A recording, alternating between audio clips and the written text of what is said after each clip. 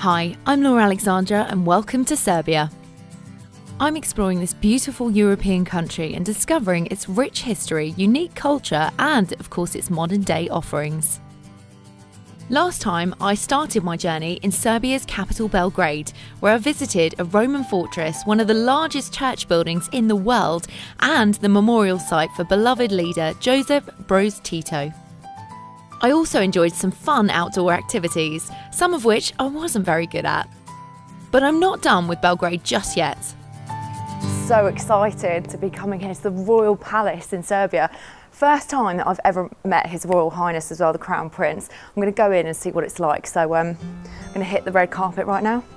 Amazing. Wow. This is absolutely stunning. This is the first time I've ever been in a palace before, and quite frankly, I'd love to live here. Although I've got to be honest, I can't imagine the amount of time that it would take to clean somewhere like here. There's the flags just here. Stunning paintings as well. I understand these are actually quite famous.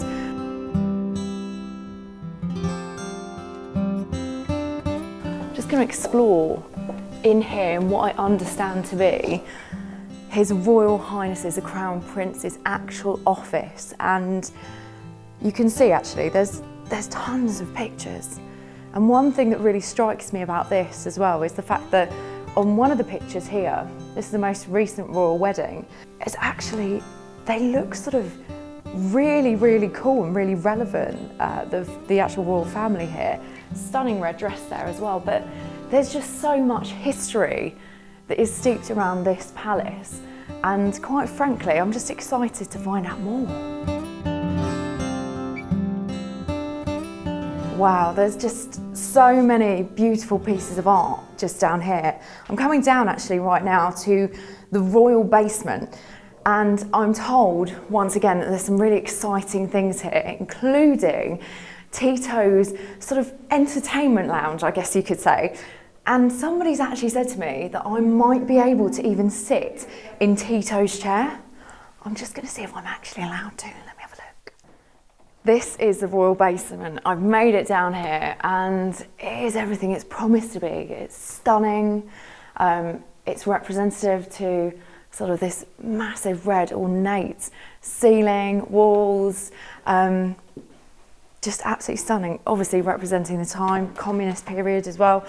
There's various dates referenced around here. 1929 is on one of the walls, which is quite interesting. Obviously that was when the palace was actually finished. You've also got all of the storytelling around the ceilings, and it's just amazing. A lot of it representing sort of the national Serbian poems, which apparently are really long, but quite interesting as well. What I'm very interested in over here is the CD player. Now, the reason I say that, we've got a pool table over here, CD player here. This is why they're so relevant right now, because the family apparently still come here to relax. And recently, I think they've even had a party because there's tons of CDs here. Perhaps my favourite has to be Ice Cube. I mean, you can't have a party without him. But it's just really interesting that, you know, they're still very relevant to this day. So I'm going to be even nosier and go down to what is the entertainment room.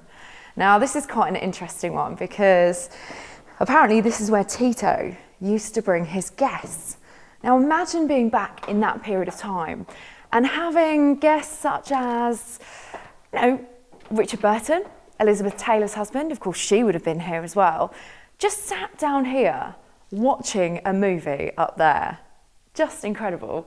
Over here you've got the chessboard as well, and perhaps my most favourite thing that I'm just going to go up to now is Tito's chair.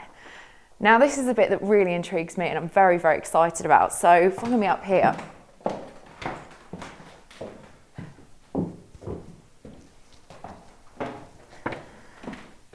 So Tito himself would have actually been sat in this chair at one point, and I've got the pleasure of sitting down here myself, and I'm just going to see how comfy it is.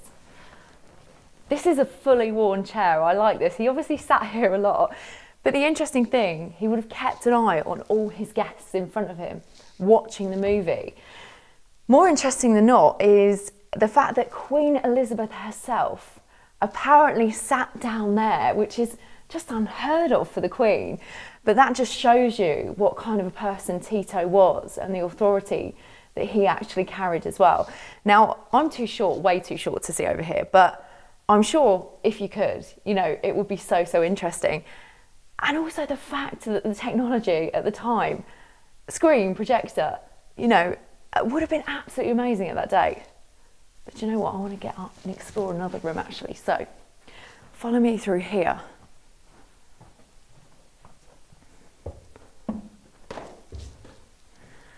Now the interesting thing again about this room, it's obviously still fully functional. People, I'm sure, still use it. And up on the ceiling, you've actually got the symbols that would have represented the monarchy are scratched out in favour of communist symbols. Again, something that Tito enforced and something that he wanted to just, he didn't care if it wasn't still in keeping with the rest of the decoration. He just wanted to make it really shiningly obvious that the monarchy weren't welcome anymore. And there you see, all the communist stars. Fascinating. I don't think I've ever seen a basement with so much luxury or history before. If you come to Belgrade, you must see this for yourself. After many years of being in exile, the Crown Prince Alexandra, the last heir to the throne of the Kingdom of Yugoslavia, now resides in the Royal Palace. And it just so happens that he's home today. I couldn't come here without meeting His Royal Highness, the Crown Prince Alexandra. Thank you so much for welcoming us to your beautiful home. Thank you for coming. What was it like to come back to Serbia in 1991 when you eventually came? Well, that was the first trip. It was not really a legal trip. I was still somewhat an enemy then. Yeah. So, first of all, I should say this was like a forbidden city. It's a compound of 330 acres. That's about 130 hectares. Wow. And it was closed to the world up until the time we came back in 2001. Nobody could come in here. I did try and get access in 1992 when I came here to join the opposition in protest. And I was met at gunpoint. They weren't very nice. Wow. So now it's open and there's a lot to see. First of all, there are two palaces and they're two different styles. This is sort of Byzantine, Oriental, Serbian style with an incredible basement. But the other palace known as the White Palace is classic, typically classic, all square and things like that. And they serve different purposes. This is where the head of state lived and operated, and people would come and visit him here. The other palace was built for my father and his two brothers as a sort of spillover to leave my grandfather in peace. But then it was used by Tito as an office, and if you were a foreign minister, you'd pay your visit there. You would, if you were an ambassador, you would present your credentials, and it was in constant use. So not much was done to repair it. This one was used as a guest house, and you won't believe who came here. The Queen came here, Nixon came here, I think a lot of thieves came here, dictators and so on. But it was active, it was active.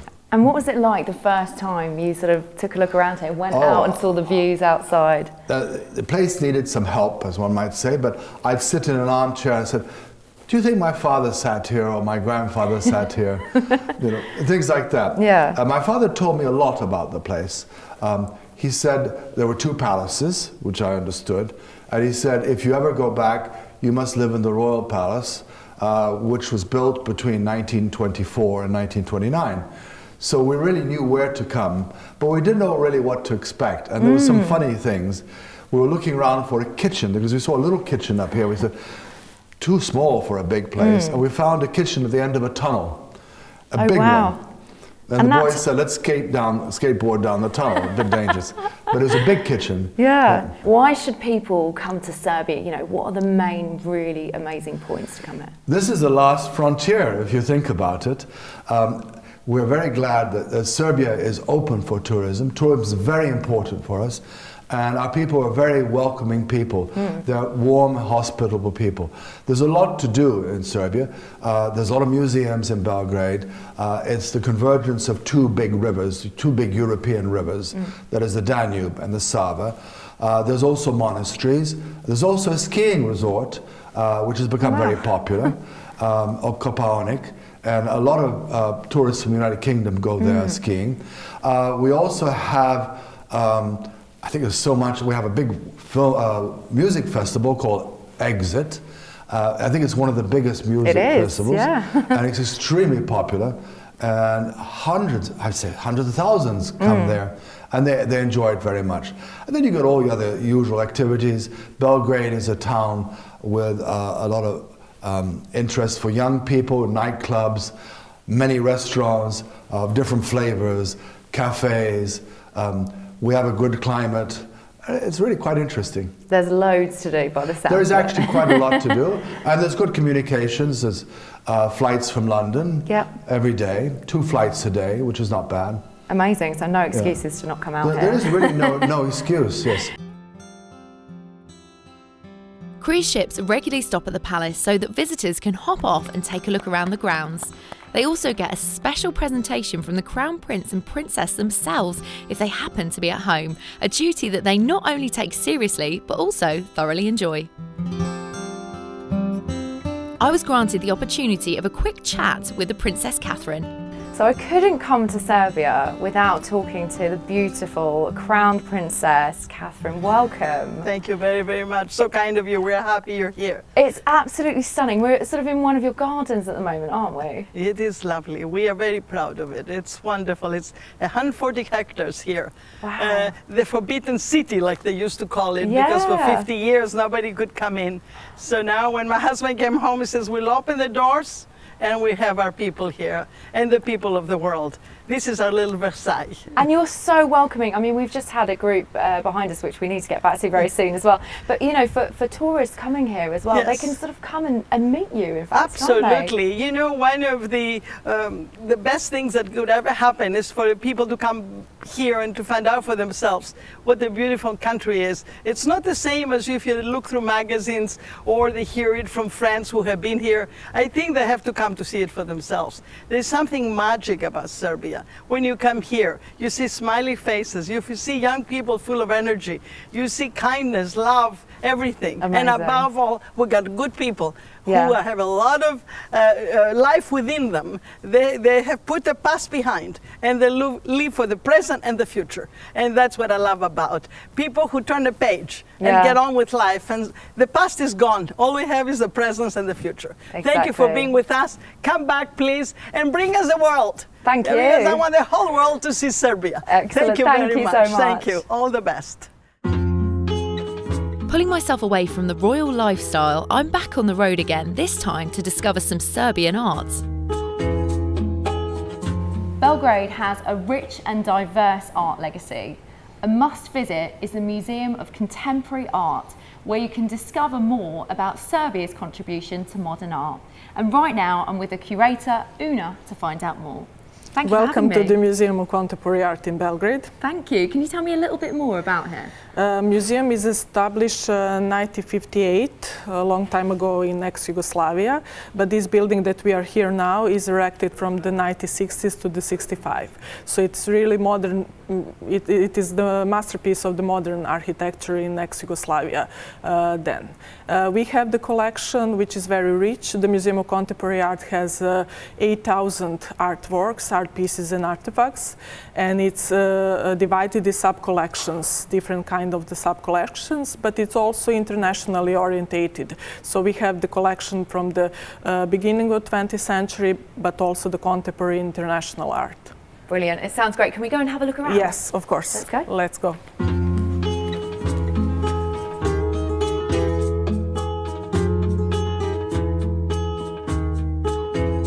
Laura, this is Sava Šumanović, one of our famous painting. This painting is called The Drunken Boat, and it's from 1927. Actually, it depicts some fantasy of the artist that you can see maybe is over there, and these naked ladies that actually shows some bon vivant or some kind of the bacchanales, but it actually the muse that is around the artist. Sava Šumanović is a very interesting artist. Actually, this painting doesn't look that any of other paintings that Sava did it. He's much more in the Picasso style, and this is maybe the most famous painting that we have in the collection from the beginning of 20th century. And it was one trivia that artist Sava Šumanović did it for the 7 nights and 7 days without sleeping. Wow. Yeah. Just all in one go? Yeah.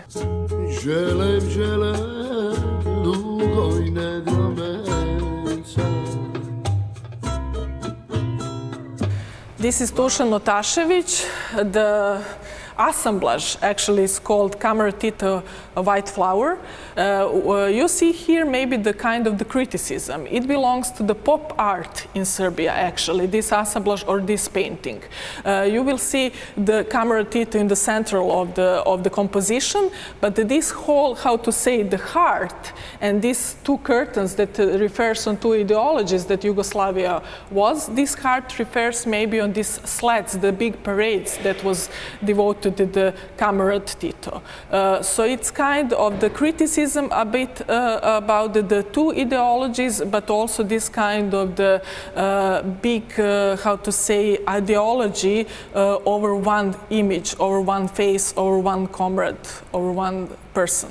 Well, thank you so much for telling me about this, and thank you also for showing me around as well. Welcome, welcome.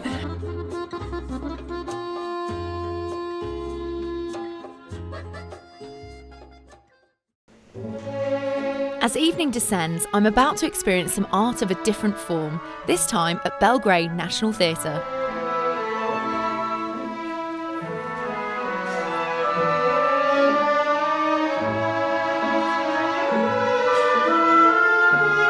I'm so excited, I've just arrived here at the National Theatre. You can hear below me the orchestra tuning up, getting ready to go, and there's a real buzz actually with everyone here. The opera's about to start in about 2 minutes time, so I better go, but I'll let you know what it's like. I think I've got everything, to be honest.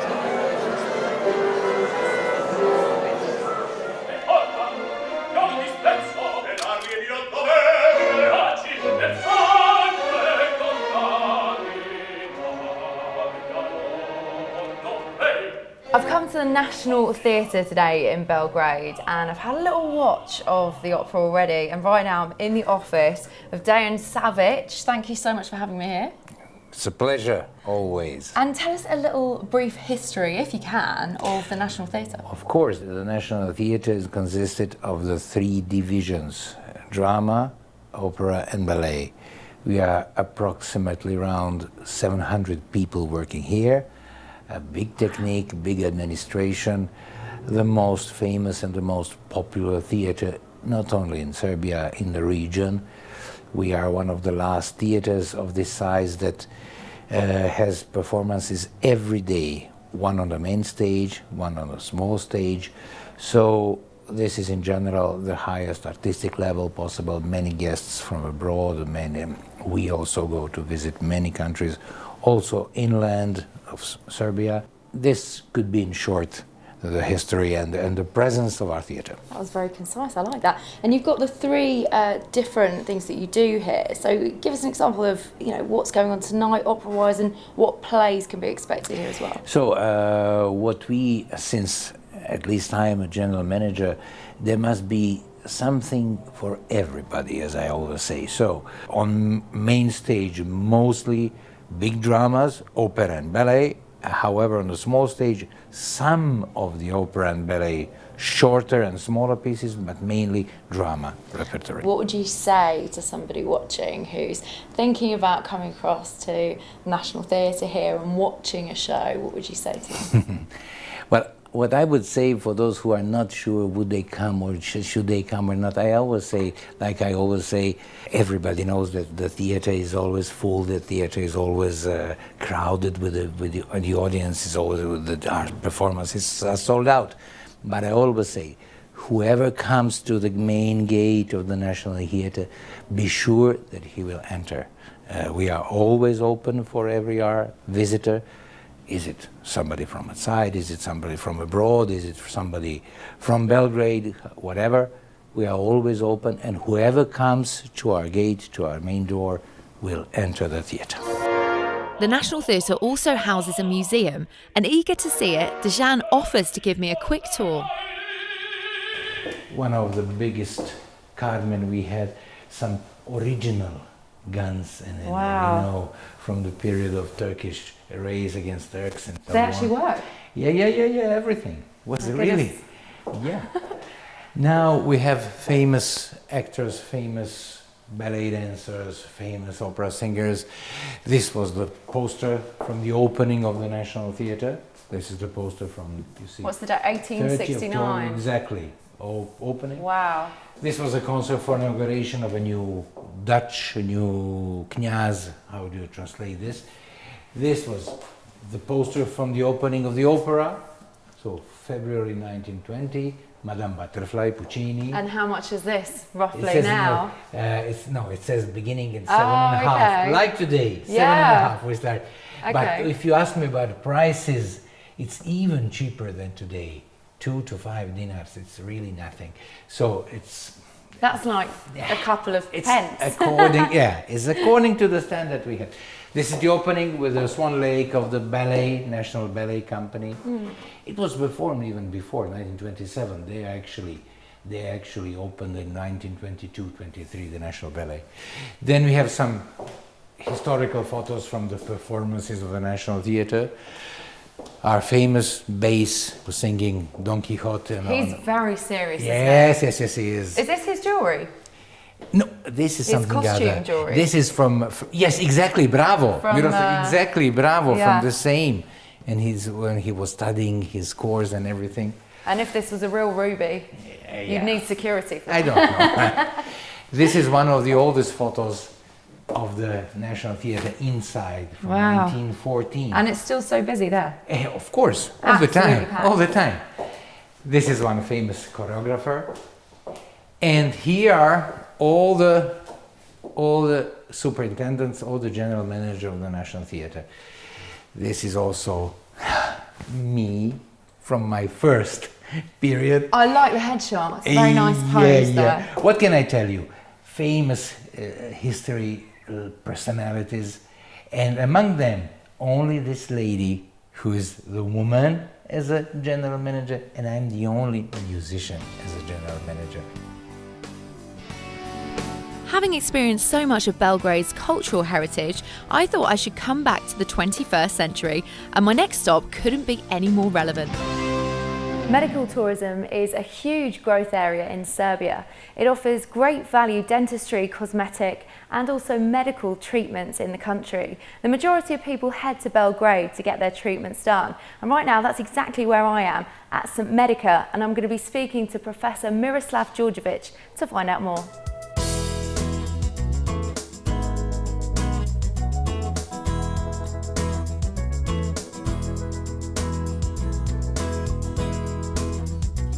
I'm with one of the world's leading doctors in genital reconstruction right now, Professor Miro Đorđević. Thank you so much for joining me. Thank you for your coming and welcoming in our center, in our country.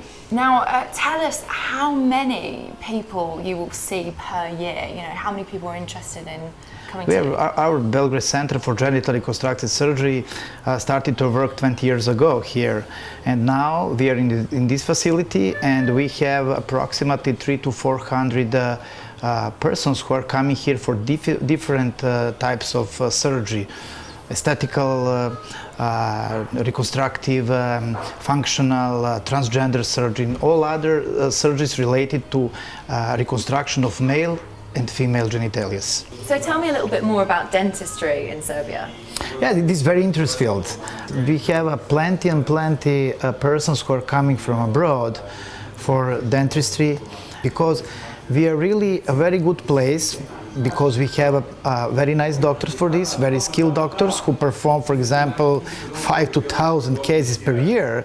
That is very fast. Patient comes here for one day, finish, for example, surgery or dentistry work here in our center, and with very small amount of money, and comparing with the good developed countries. And talking about cosmetic surgery as well, you know, what are people coming here for? What's the most popular operation, for example? If you discuss about cosmetic surgery, aesthetical surgery, the majority of nice women come here for breast augmentation, for facial correction and facial surgery, like facelifting, then lips correction. So it's very, very often here to have a patient for this type of surgery. Well, thank you very much, Professor. Thank you. Leaving him to his work, I move on to something a little different. Belgrade is in the heart of the Balkans, and one of the main events in the fashion calendar is Belgrade Fashion Week. Unlike London and Europe, it's actually quite easy to get the tickets for this, and I'm off to meet the director of Belgrade Fashion Week, Nenad, to find out more.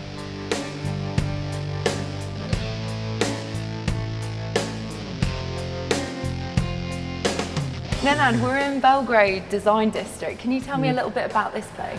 Actually, Belgrade Design District is a center of very authentic Belgrade fashion scene with independent designers, and actually it is one of the biggest results of the work of Belgrade Fashion Week, which we started 1996, like a first fashion week in East Europe, and we are very proud of it, you know. And after couple of years we start with our young designers, and then they have opportunity to open their shops here, and that's it, you know. Now after 10 years we have really beautiful little shops here with really unique clothes. Have you got big designers that are involved with you in Fashion Week? Yes, the most important Serbian designers are involved in Fashion Weeks, and actually we're growing together all these years, and that is very important because you know, they have opportunity to show their works. You know, it's not easy to present fashion collections, you know, and in last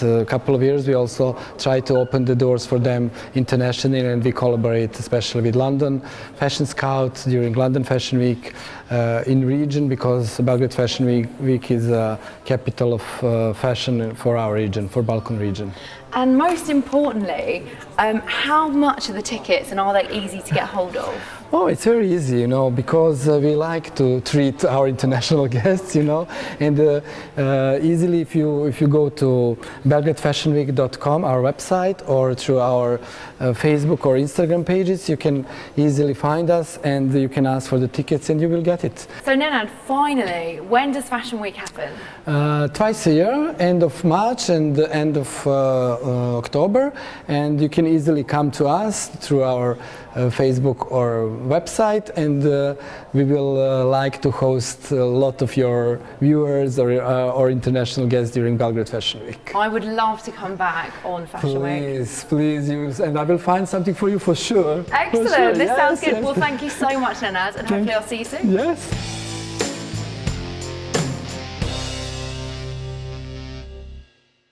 Zemun is close to New Belgrade, yet it's actually one of the oldest parts of the city. In fact, the first inhabitants date back to many centuries ago, but today it's the perfect escape from the city, offering a promenade along the Danube, restaurants and a stunning view as well. Right now, Serge is here. Tell me a little bit about why tourists love coming here.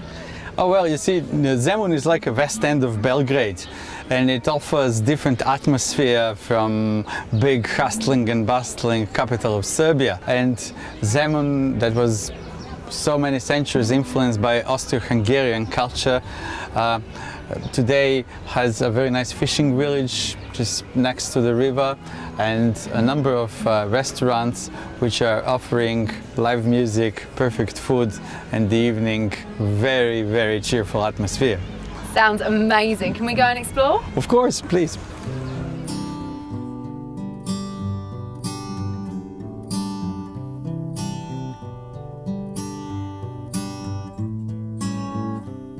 Serge, tell me a little bit about where we're stood. We are on the so-called Millennium Tower, which was built in 1896 by Hungarian people who at that time celebrated 1,000 years of the existence of Hungarian state.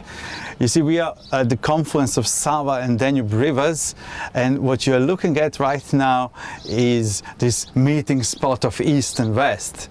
Let's travel back through time. 2,000 years ago, it was the world of the Roman Empire over there on the other side of these rivers, while this area was reserved for the unknown lands of the barbaric tribes. And then when the Roman Empire divided, it was East Roman Empire over there, West Roman Empire here. Then the Serbs came, so that became the Serbian state over there, while the Hungarian state was here. More borders. It was the world of the Ottoman Empire beginning on the other side of the rivers, and the world of the Habsburgs, Austria, Christianity, Europe was beginning here. So Belgrade, human settlement on this beautiful spot of the confluence of two rivers became a meeting spot of East and West, witnessing titanic clash between Christianity and Islam for many centuries. And that's what makes Serbian culture, Serbian heritage rich. One of the best sentences I have ever found about Belgrade is that the city is an unusual mosaic built up by centuries of overlapping civilizations, where everyone can find something to remind him of home. A beautiful sentiment indeed, and it absolutely describes what I've experienced here so far. Being so close to the river, it was time to get into the water, and it just so happens it's the only way to experience a nearby nature reserve. I'm very, very excited about my next adventure. Hi, so nice welcome. to meet you. I'm Laura. My name is Nicola. Nice to meet you too. So, what are we doing here? I'm a little bit scared. Don't worry. We will be doing some kayaking today on Danube and on Sava. Actually, we will going to meet the river confluence. Amazing. So, is it quite interesting where those kind of currents come together? Yes. Excellent. So we're going in a one-man, two-man kayak? Okay. I think we should go on two-man kayak. Okay. Because then you can relax and enjoy, and I'll do the work. Excellent. This sounds good to me. So what do we need to get in there? In the beginning, safety first. So here is the life jacket. You should put it on. And Amazing. Then just relax and enjoy. This sounds really good, actually. So I've got my life jacket on. I've met Nicolau, he's going to do the work for me. We're going kayaking and I haven't got anything to do, so let's do it. Let's go. Oh, do I need to do anything yet? So which way round do the paddles go? Oh, okay, this way. I've got them the wrong way. Like this. Pedal. Oh, this is quite relaxing, isn't it? Oh, look at us, we're steering in circles. Am I splashing you? I'm sorry.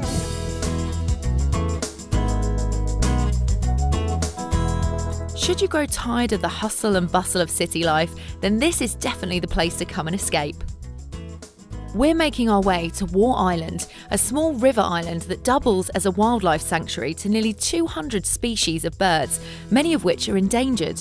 I know, it's so relaxing, it's so green, and I can't imagine anywhere in the world having this incredible sanctuary in the middle of such an urban city. It's amazing.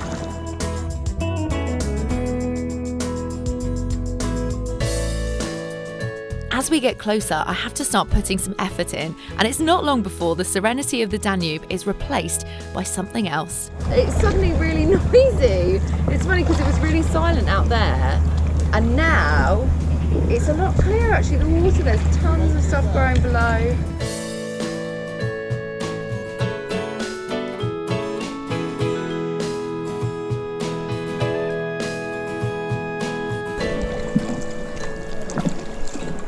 So here we go, we're coming in now. Oh, do we need to apply any brakes? Are we all right? Well, I don't think it has brakes. Excellent. So that's it. So we're just putting the pedals out? Yes. Shall I get out first of all? Yes. So stand up. Oh. Okay, stand up. And sit. No. Okay, I've got this. Having just spent some time in the river, it was time to head back to the hustle and bustle of the city, and I thought I would check out one of Belgrade's trendy artistic spots. I'm here at a place called Platz this evening, and it's got a really cool sort of bohemian vibe. In actual fact, I'm going to meet the lady that's created this. She's an incredible street artist, so let's go inside Platz and find out what she's about.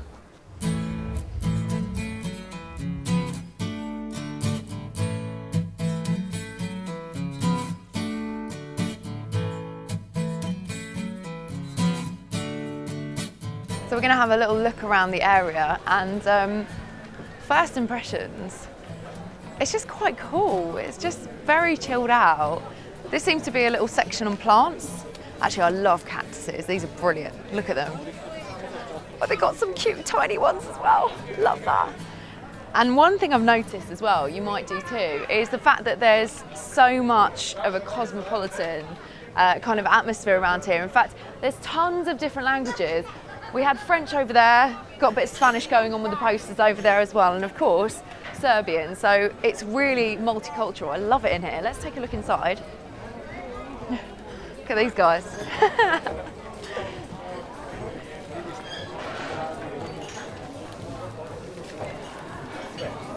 So this is, or used to be, an old abandoned warehouse. Around about a year ago, it's actually taken over by this market, and to me, it kind of reminds me of being somewhere like Covent Garden in London and having all of these different things, you know, from plants to foods to local delicacies that are here. You've even got things like air plants and aloe vera. And over this other side, you know, naturally and locally sourced honey and mead by the looks of things as well. In fact, right at the back of the indoor market, through these doors, I think there's someone very special waiting for us. Come inside. Hello? Hello. Oh, hello. Hi, welcome. I'm so glad to be here. It looks absolutely amazing. Thank you. I'm Laura. Welcome, Alexandra. Nice to meet you. So nice to meet you. Alexandra, how did you actually start in this? Did you study it or? No, I don't know. I started when I was 16, in 2004, and it was completely random. My father lived in Rome for many years, so I was there most of the time. Well, one part of the time. Yeah. And I was a teenager and didn't know what to do. So he was like, why don't you try this? And I cut out my first stencil. And I was completely mind blown. It was complete, you know, revelation for me. So I am very lucky that I found a medium that I liked so much. Sure. In such, you know, young age. And it's absolutely incredible. I mean, you just touched on before, actually, you know, the stencils. Are they things that you make yourself or? Yes, I do everything, you know, by hand because, I mean, I do use a program because it's all stencil, so I need to layer it out, I guess. Yeah. But I cut everything, you know, by hand because it loses some of it and it gains some of it, and then I add stuff around it, and then it becomes alive. This one gave me a lot of trouble. It didn't want to come out, no. Sometimes it's, I mean, especially when you do something on canvas, it's not the same when you do something on the street because it takes time. Yeah. You know, and it has a will of its own. So in Serbia, is it quite normal to be able to go out on the street and do graffiti? Is that a normal thing? Well, it's not legal. Yeah. But I think that it's much easier to do it here than somewhere else. People don't see it as threatening as maybe some other places. And the law is not very clear on, you know. Well, listen, I'd like to get involved in some of your stencils, some of your art. So can we have a little go ourselves? Yes. Excellent. Let's have a little look. Safety first. Yeah. So please. Okay, You fine. Don't want to ruin your manicure. I love that. I'm going to put my decoration just down here. Yeah. Excellent. So gloves going on. Here I go. Right, This is quite therapeutic. You don't have to like move it like this. Just keep your hands still. It's all in the wrist. And is there a way, I guess there's a way of sort of, oh, there we go. That's really cool, actually, seeing that for the first time. But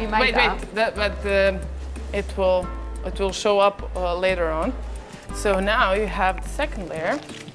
I was wondering how it was going to come together. Yeah, it's just like, it's very easy technique, extremely easy technique. You can learn it off YouTube, but idea is what counts.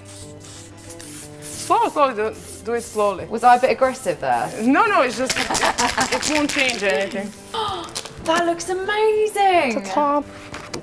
That is amazing.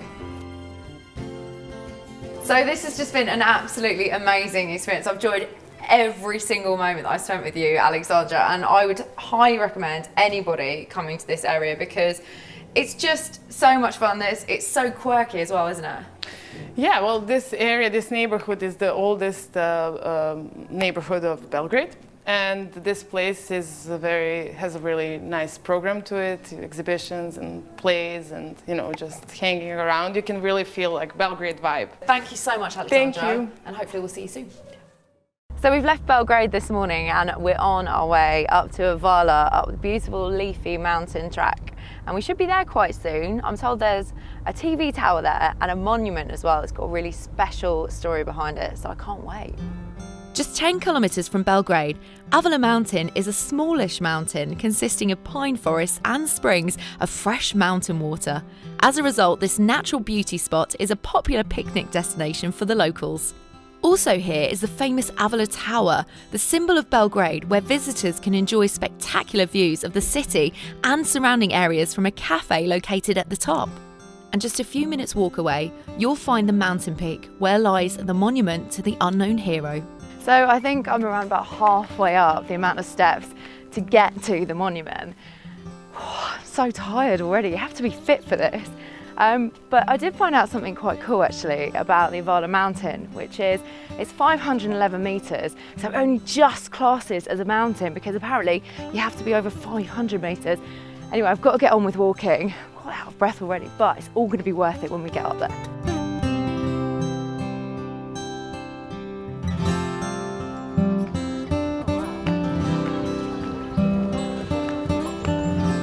I knew it was going to be worth it for this, but I'll be honest, I didn't know how breathtaking this would be. Just absolutely incredible. Wow.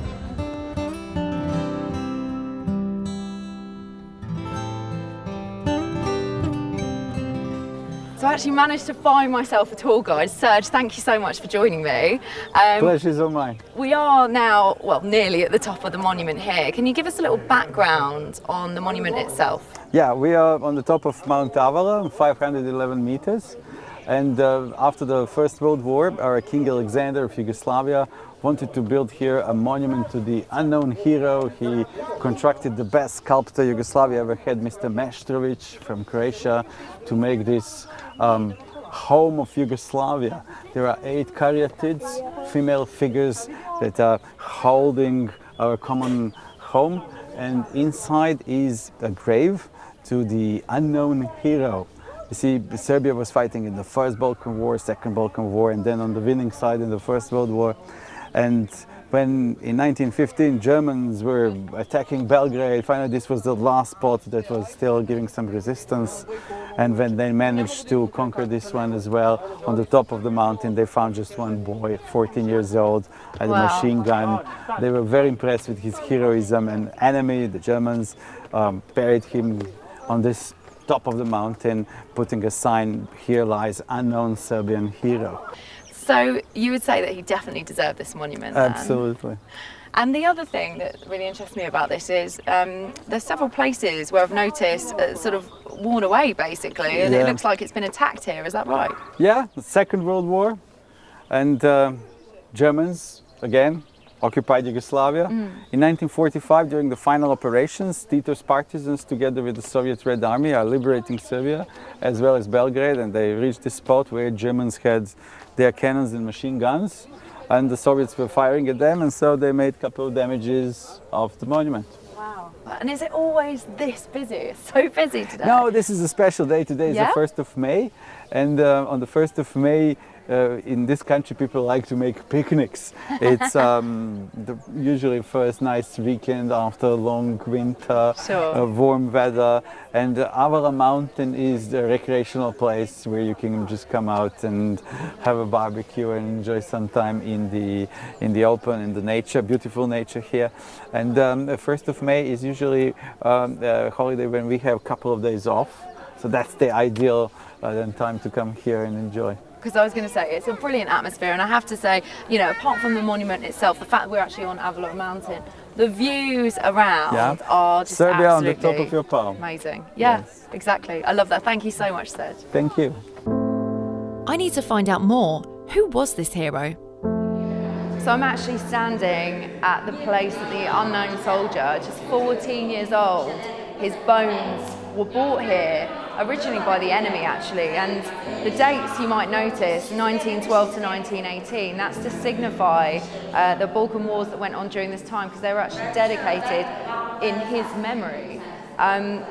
The thing is, I've actually been talking to the tour guide, and I'll be honest with you that I've actually been really welling up. I'm not even from here, but it's just, to be perfectly honest, it's actually really hard for me to talk, because even though I'm not from here, you can just feel like the emotion, the atmosphere that's here, and the people that are gathering around, that it means so, so much to them. And this is just signifying what, you know, everything, the history of old Yugoslavia as well, and how everybody comes here to just pay their respects. It's incredible.